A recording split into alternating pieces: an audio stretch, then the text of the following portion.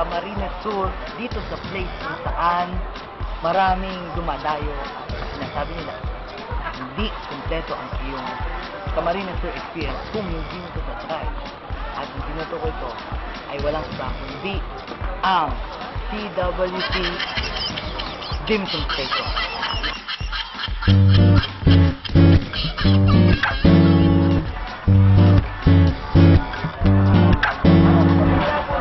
Isang dim sum. Tinanong ko nga.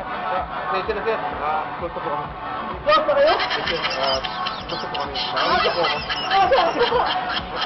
Nahuli po kayo. Nahuli mo ito. Hindi!